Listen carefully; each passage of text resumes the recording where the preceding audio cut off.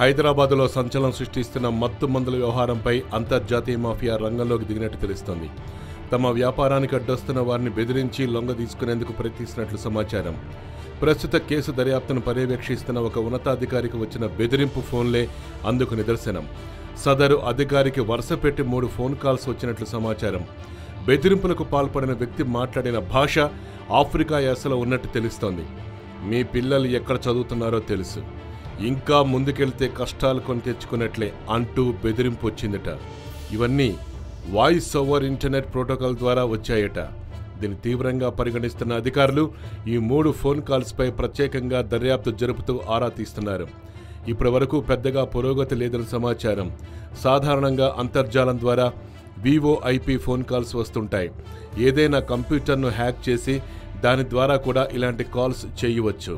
అటువంటప్పుడు సదరు కాల్ ఎవరు చేశారో తెలుసుకోవటం కష్టం. ఇప్పుడు ఈ కేసులను అదే జరుగుతున్నట్టుగా తెలుస్తోంది. ఫోన్ కాల్స్ వచ్చి వారం గడుస్తున్నా ఎవరు చేశారు అనేది మాత్రం ఇంకా తెలుసుకోలేకపోయారు.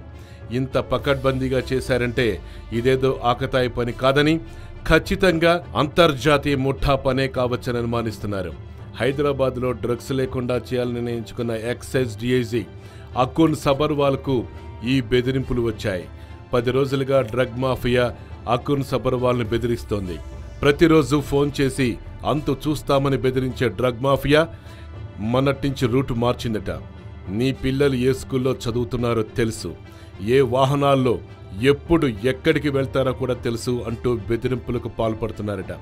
దీంతో ఇంటెలిజెన్స్ విభాగం రంగంలోకి దిగింది. అకున్ సబర్వాల్కు వస్తున్న ఫోన్ కాల్స్పై దర్యాప్తు చేపట్టింది.